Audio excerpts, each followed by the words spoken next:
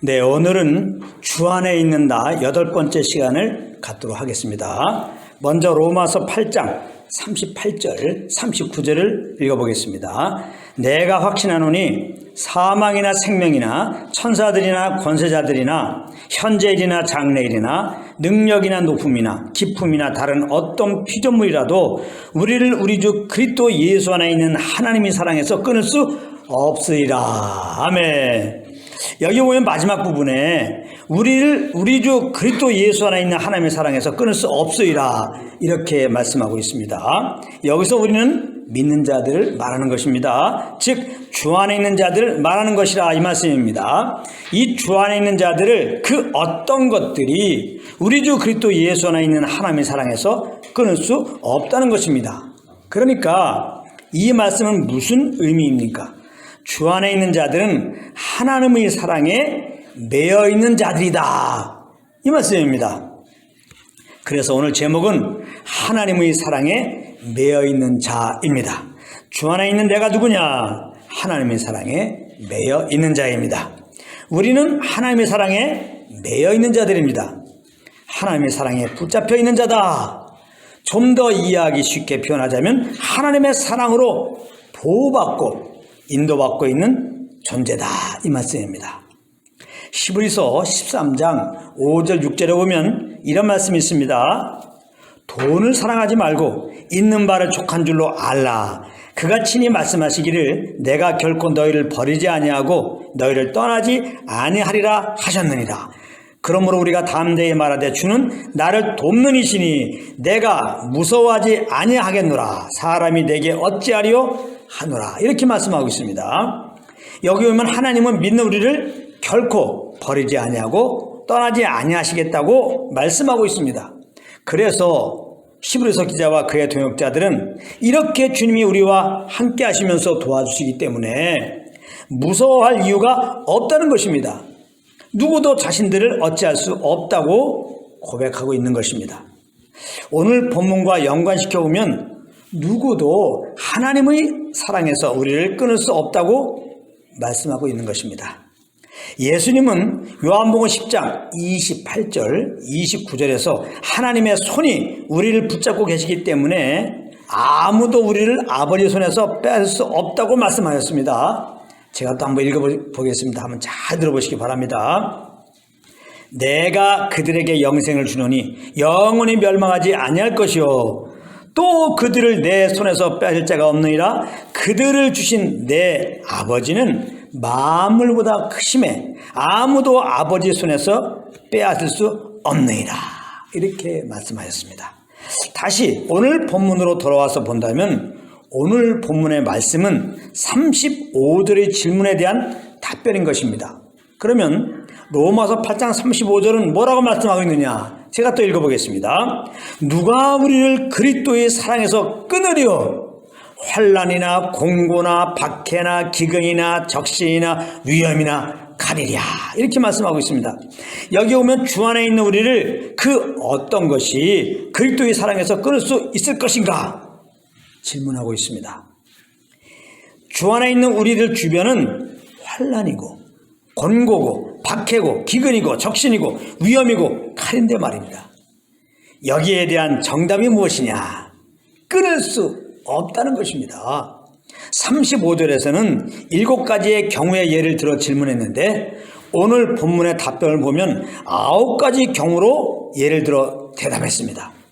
이 말은 그 어떤 것도 우리를 하나님의 사랑에서 끊을 수 없음을 강조하고 있는 것입니다. 바울이 예로 든 9가지가 무엇입니까? 사망과 생명, 천사들과 권세자들, 현재일과 장래일, 능력과 높음과 기품입니다. 이 9가지는 하나님이 지으신 모든 피조물들을 그렇게 표현한 것입니다.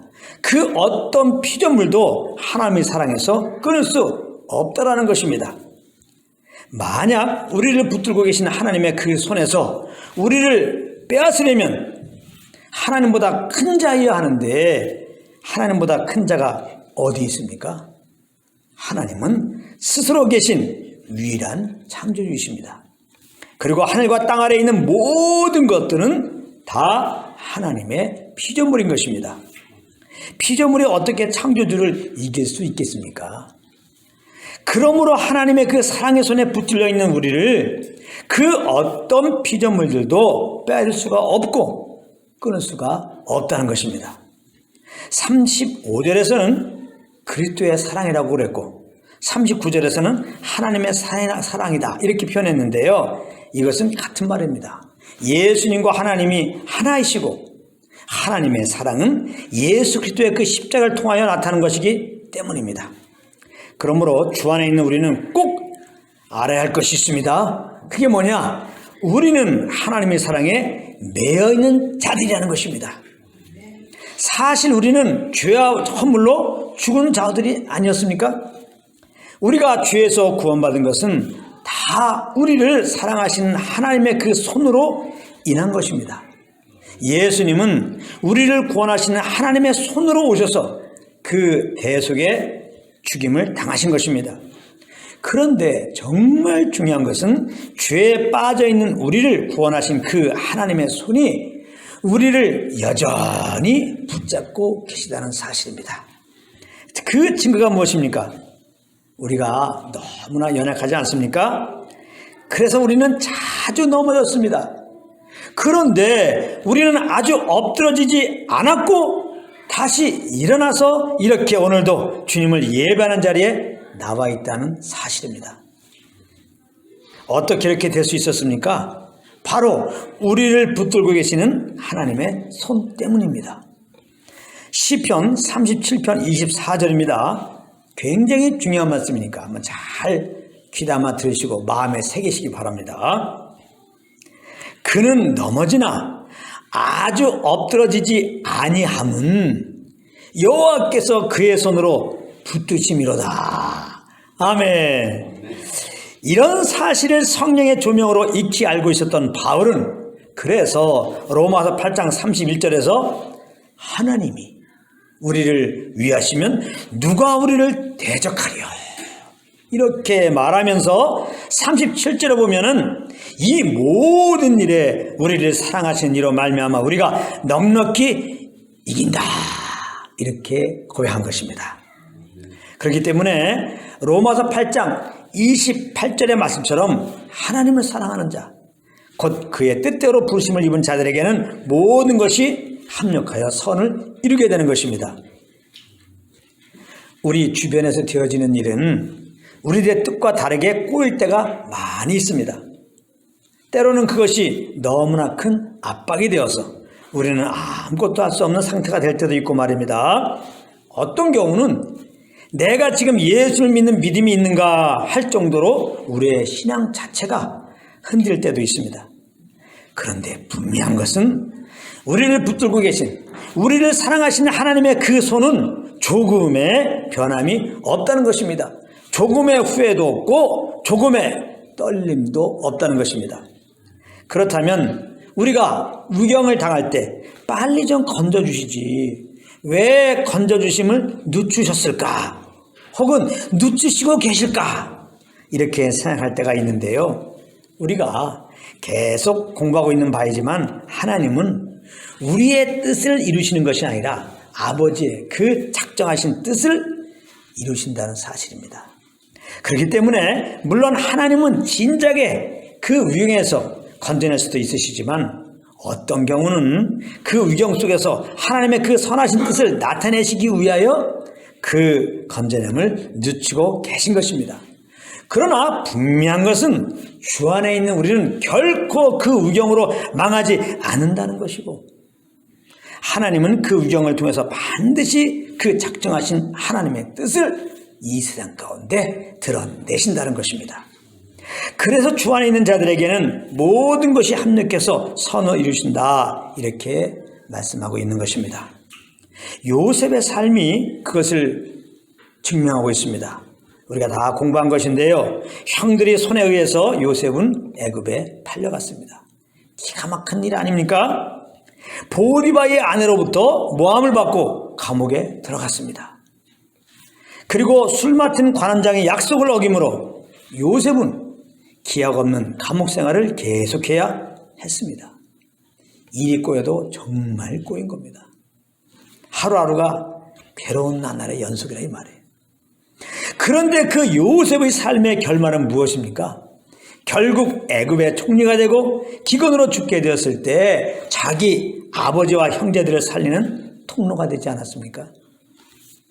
하나님은 그 요셉의 가문을 통하여 메시아를 보내주신다는 그 약속을 신실하게 이루시고 계심을 그 요셉의 위경을 통하여 드러내신 것입니다. 그 신실하신 하나님의 사랑은 그리스도의 십자가를 통하여 구체적으로 나타났고 이제 예수님을 주로 모시고 살고 있는 우리들의 삶을 통하여 이 세상에 나타내 보이시고 계신 것입니다. 자, 그렇다면 이런 관점으로 우리들을 보면, 우리들의 삶을 보면 그야말로 우리는 보통 사람이 아니에요. 우리들의 삶은 보통 삶이 아닌 거예요. 굉장히 의미가 있는 것입니다. 어떤 의미인가?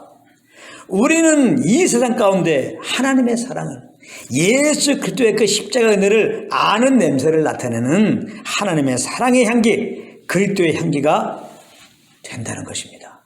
이것은 제가 지어낸 말이 아니에요. 고린도후서 2장 14절 15절입니다. 항상 우리를 그리스도 안에서 이기게 하시고 우리로 말미암아 각처에서 그리스도를 아는 냄새를 나타내시는 하나님께 감사하노라. 우리는 구원받은 자들에게나 망하는 자들에게나 하나님 앞에서 그리스도의 향기니, 이렇게 분명히 말씀하고 있습니다. 결론을 맺겠습니다. 우리는 하나님의 사랑에 매여 있는 자들입니다. 하나님은 우리를 사랑하시는 그 사랑 때문에 우리를 만드셨고 그 아들을 통하여 우리를 죄에서 구원해 주신 것입니다. 그리고 변함없는 그 사랑 때문에 우리를 허다한 위경 속에서도 붙들어 주시고 보호, 인도해 주시고 계시다는 사실입니다. 천국에 이르는 그날까지 말입니다. 오늘 성령의 조명으로 이렇게 자기 사람들을 사랑하실 때 끝까지 사랑하시는 하나님의 사랑을 아시는 은혜가 있기를 바랍니다. 그래서 평생 그 하나님의 사랑의 메인 자로의 삶을 누리시길 바랍니다. 그렇다면 그 열매는 무엇일까요? 오늘 마지막 말씀인데요. 이것을 잘 들어보세요. 삶의 위경 속에도 그 무엇을 무서워하거나 두려워하지 않게 되고 우리를 죄에서 구원하신 하나님, 그리고 이 위경에서 반드시 건져주실 하나님을 감사하며 찬양하게 된다는 것입니다. 이런 은혜가 평생 여러분들의 삶 가운데 넘치시기를 우리 주 예수 그리스도의 이름으로 축복합니다.